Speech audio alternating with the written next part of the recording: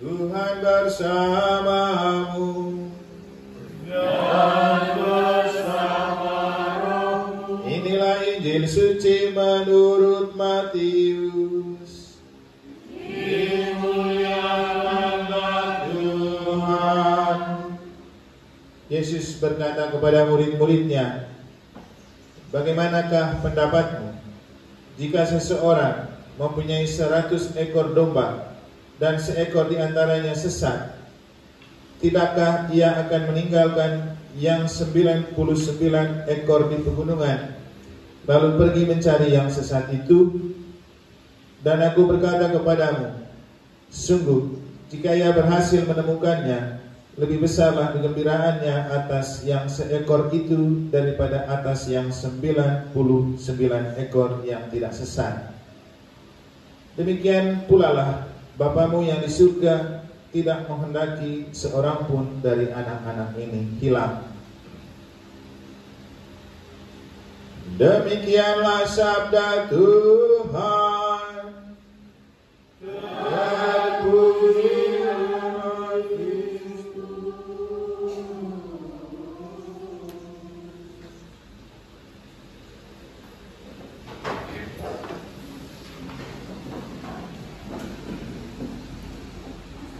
Rumput menjadi kering apabila Tuhan menghembusnya dengan nafasnya. Sesungguhnya bangsa itu seperti rumput menjadi kering, bunga menjadi layu, tetapi firman Allah kita tetap untuk selama-lamanya. Itu adalah apa yang disampaikan oleh kitab Nabi Yesaya dalam bacaan pertama, yang juga sinkron dengan apa yang kita telah dengar di rekoleksi tadi, bahwa kekuatan yang membuat Yesus menjadi guru yang abadi karena ia memakai kitab suci sebagai pedoman pengajaran, dan kitab suci berisi sabda Allah itu tak lekang oleh waktu. Ia akan selalu hidup di sepanjang waktu.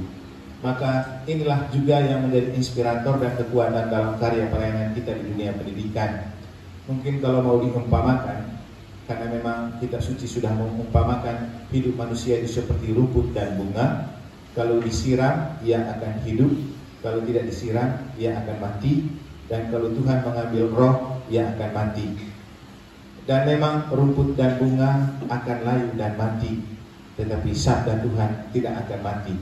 Dunia pendidikan kita akan menghadapi, anggap saja murid-murid itu rumput dan bunga. Hari ini kita tanam pengetahuan, kita sirami, mereka akan tamat dan lulus meninggalkan tempat ini. Kemudian akan lagi muncul, tumbuh rumput dan bunga yang baru. Dan mereka dari angkatan ke angkatan akan berlalu. Tetapi yang tidak berlalu adalah karakteristik atau apa yang menjadi kekuatan dalam seluruh karya pendidikan kita. Maka memang tetap menjadikan Yesus sebagai figur inspirator, dan Ki Hajar Dewantara juga menjadi seorang figur inspirator, adalah karakter yang perlu terus kita jaga dan kita bangun untuk menyiram rumput-rumput dan bunga yang dititipkan Tuhan di lembaga pendidikan kita. Dan pastikan jangan meninggalkan kitab suci dan sabda Allah, karena sabda Allah itu berisi suara-suara Tuhan yang menginspirasi kita. Makanya tadi saya bilang inspirator utama adalah Roh Kudus. Dan jangan sampai kita menjadi pendidik yang tidak punya spiritualitas. Apalagi kita orang Katolik, ada Roh Kudus, ada Yesus Kristus, kenakanlah itu sebagai senjata. Seperti kata Nabi Yesaya dalam bacaan pertama di minggu Adventus pertama, kata Santo Paulus, mari kita mengenakan Kristus sebagai senjata terang. Dan kalau kita berkarya di dunia pendidikan untuk menerangi murid, maka Yesus adalah senjata andalan kita. Bukan untuk mengajak kita, bukan untuk mengajak para murid menjadi pengikut Yesus, tetapi untuk membuat mereka merasakan sentuhan kasih Yesus yang memang tidak membatasi diri pada suku, agama, dan ras, dengan ajaran cinta kasih universal. Dan itulah yang perlu kita jaga dan kita rawat dalam dunia pendidikan, mengabdi dengan kasih. Jadi seperti moto tabisan Bapak Uskup Ruteng yang tadi saya bilang, lakukanlah apapun dalam kasih. sambil kita tetap percaya dan berharap pada Deus incrementum dedit, seperti moto Bapak Uskup Denpasar, biarkan Allah yang memberi pertumbuhan. Jadi kita menyiram rumput dan bunga dalam diri anak-anak adalah tugas kita sebagai penyiram. Seperti kata 1 Paulus, ada Paulus yang menanam, ada Apolos yang menyiram, biarkan Tuhan yang memberi pertumbuhan. Demikian juga seluruh proses pendidikan kita. Orang tua menanam anaknya, dititipkan di sekolah kita sebagai Apolos menyiram, kita tetap percaya Allah yang memberi pertumbuhan, entah nanti mereka mau jadi apa. Dan salah satu cara untuk merawat rumput-rumput dan bunga-bunga yang Tuhan titipkan di lembaga pendidikan kita perlu berhati Bapa. Berhati Bapa seperti yang dilukiskan dalam Injil, itu menjadi Bapa yang punya perhatian dan rasa cinta yang lebih kepada mereka yang error.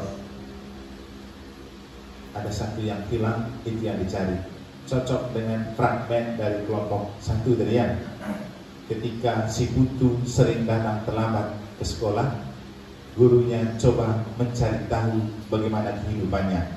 Ternyata dia terlambat karena dia harus cari uang dulu untuk membiayai dan mengobati mamanya yang sedang sakit.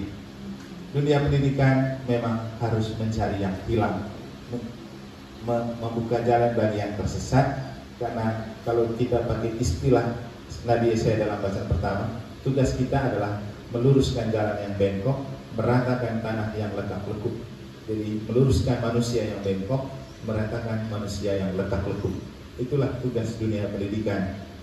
Marilah kita menyerahkan diri kita kepada Tuhan, pemilik setiap ciptaan, pemilik mereka semua yang mengenyam pendidikan di sini, dan kita berharap teruslah mengajar sambil berdoa. Dan jangan mengajar lalu menjadikan doa sebagai sambilan. Ingat pesan Yesus dalam Injil di bacaan pertama, berjaga-jaga sambil berdoa. Kita mengajar sambil berdoa, dan jangan menjadikan doa sebagai sambilan dalam mengajar. Tahu artinya kan? Kalau tidak tahu artinya jangan jadi guru. Sehingga saya tidak perlu menjelaskan lebih panjang lebar lagi tentang berdoa, mengajar sambil berdoa, dan bukan mengajar dan menjadikan doa sebagai sambilan. Karena itu adalah kekuatan utama untuk kita masuk di dalam pribadi yang terdidik dan bisa menjadi inspirator untuk mereka. Semoga Tuhan memberkati. Amin.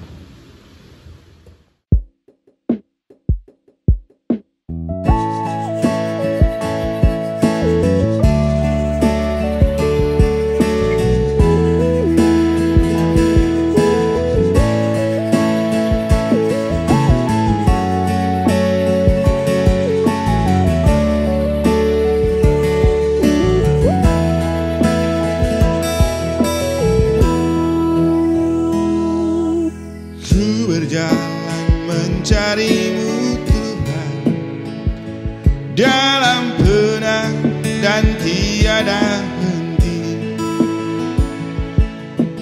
Ku ingin mendapat kasih-Mu Tuhan.